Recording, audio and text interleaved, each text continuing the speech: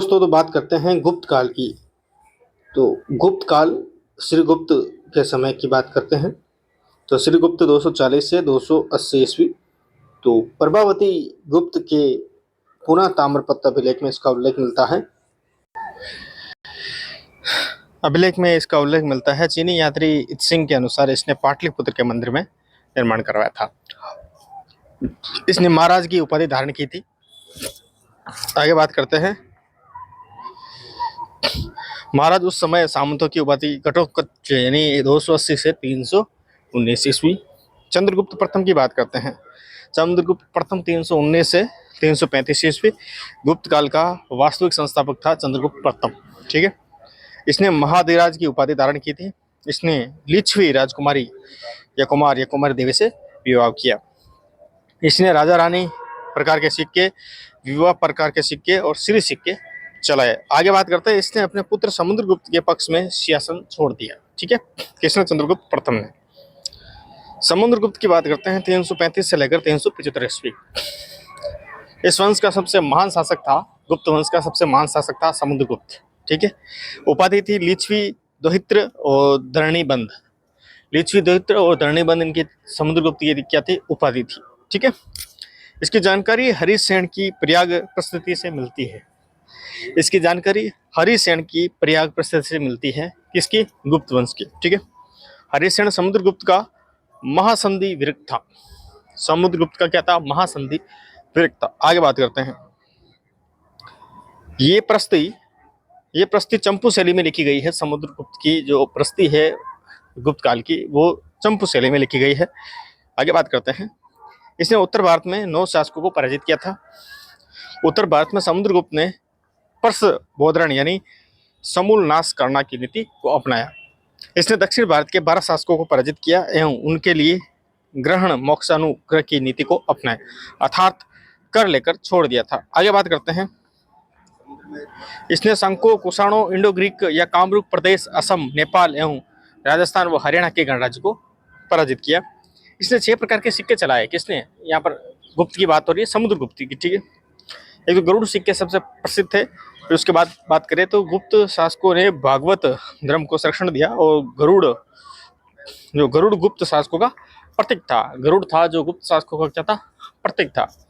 आगे बात करते हैं।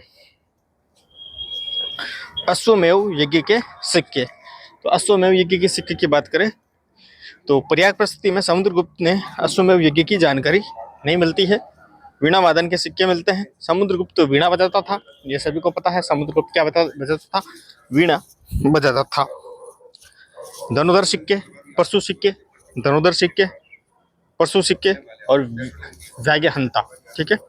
इतिहासकार स्मिथ ने समुद्रगुप्त को भारत का नेपोलियन कहा। इतिहासकार जो स्मिथ है इसने समुद्रगुप्त को क्या कहा था? भारत का नेपोलियन। भारत का नेपोलियन किसको कहते हैं? समुद्रगुप्त को। ठीक है। आगे बात करते हैं रामगुप्त।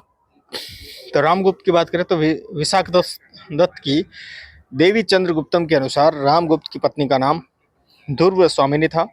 संघ शासक रुद्र सिंह तृतीय ने रामगुप्त को ध्रुव स्वामिनी की मांग की। चंद्रगुप्त द्वितीय ने रुद्र सिंह तृतीय की हत्या कर दी एवं ध्रुव स्वामिनी से विवाह किया और शासक बन गया। आगे बात करते हैं चंद्रगुप्त द्वितीय की। चंद्रगुप्त द्वितीय जो कि 375 से 414 ईस्वी में रहा। ठीक है। चंद्रगुप्त द्वितीय उपाधि क्या थे? चंद्रगुप्त द्वितीय को विक्रमादित्य या परमेश्वर बोलते थे। विक्रमादित्य या परमेश्वर बोलते थे। ठीक है। अंतिम शासक था ये आपके रुद्र सिंह तृतीय की हत्या एवं संकारी उपाधि धारण की थी। अपनी पुत्री प्रभावती का विवाह वाकाटक शासक रुद्रसेन द्वितीय, ये वाकाटक आपके महाराष्ट्र के अंदर है, द्वितीय से कर दिया। और रुद्रसेन द्वितीय की मृत्यु के पश्चात शासक प्रभावती गुप्त के पास आ गया। यानी रुद्रसेन द्वितीय की मृत्यु के पश्चात शासक प्रभावती गुप्त के पास आ गया। आगे बात करते हैं। महरौली के लोह स्तंभ अभिलेख के अनुसार चंद्रगुप्त द्वितीय ने बहालिको को पराजित किया। लोह स्तंभ का संबंध चंद्रगुप्त द्वितीय से है। लोह स्तंभ का संबंध चंद्रगुप्त द्वितीय से। आगे बात करते हैं। इसके दरबार में नवरत्न थे। कालिदास, वराहमिहिर, पणक, शंकु और वररुचि। कालिदास वरामिहिर सपणक शंकु और वररुचि। कालिदास वरामिहिर सपणक शंकु और वररुचि। कालिदास वराहमिहिर सपणक और शंकु और वररुचि। ठीक है, नवरत्न थे। धनवंतरी, अमर सिंह, बेताक, बेताल भट्ट और भट्टी। धनवंतरी, अमर सिंह, फिर बेताल भट्ट और भट्टी और घटक पर। ठीक है, आगे बात करते हैं। इसके समय चीनी यात्री हैंगसांग, इसके समय चीनी यात्री हाइयान भारत आया था और हाइयान चंद्रगुप्त के नाम का उल्लेख नहीं करता है। और ध्यान रखना, हाइयान स्थल मार्ग से आया था, स्थल मार्ग से आया था हाइयान, और वो जहाज द्वारा ताम्रलिपि बंदरगाह से वापस चीन लौटा था। जहाज द्वारा ताम्रलिपि बंदरगाह से वो वापस कहाँ लौट गया था? चीन लौट गया था। कहाँ लौट गया था? चीन लौट गया था। हाइयान बौद्ध धर्म की जानकारी के लिए भारत आया था। हाइयान था वो बौद्ध धर्म की जानकारी के लिए भारत आया था। अच्छा, हाइयान की पुस्तक है फो क्यूओ की। ठीक है, आगे है कुमारगुप्त। कुमारगुप्त था वही आपके 414 से लेकर 454 ईस्वी।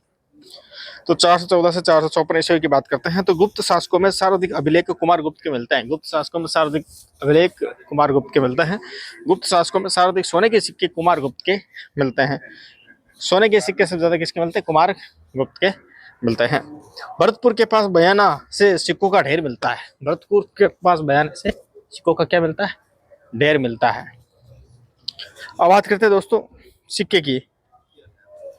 आरंभिक सिक्के आहत या पंचमार्क कहलाते हैं। आरंभिक सिक्के आहत या पंचमार्क कहलाते हैं।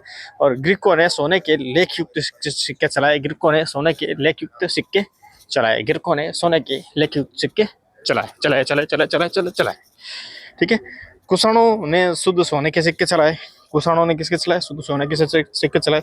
और सातवाहन शासकों ने शीशे और पोटीन यानी इसके सिक्के चलाए। और शंकों की विशेषता थी चांदी के सिक्के। सर्वाधिक सोने के सिक्के गुप्तों ने चलाए। सर्वाधिक सोने के सिक्के गुप्तों ने चलाए। आगे बात कर लेते हैं। कुमारगुप्त कार्तिकेय का अनुयायी था। कुमारगुप्त किसका था? कार्तिकेय का अनुयायी था। कुमारगुप्त ने मयूर शैली के सिक्के चलाए। ओहो हो, मयूर शैली के सिक्के चलाने वाले साहब कुमार साहब थे, कुमार गुप्त जी थे। ठीक है, और चीनी यात्री हैंगसांग के अनुसार ये सत्कादित्य ने नालंदा विश्वविद्यालय का निर्माण कराया। और कुमारगुप्त की उपाधि थी सक्रादित्य और महेंद्रादित्य। सक्रादित्य और महेंद्रादित्य किसकी थी? कुमारगुप्त की उपाधि थी। चलो आगे चलते हैं। इसने अश्वमेघ यज्ञ का आयोजन करवाया कुमारगुप्त ने। और भीतरी अभिलेख के अनुसार स्कंदगुप्त ने पुष्यमित्रों को पराजित किया। फिर आता है आपके स्कंदगुप्त। स्कंदगुप्त के बारे में अगली वीडियो में बात करेंगे। तब के लिए धन्यवाद।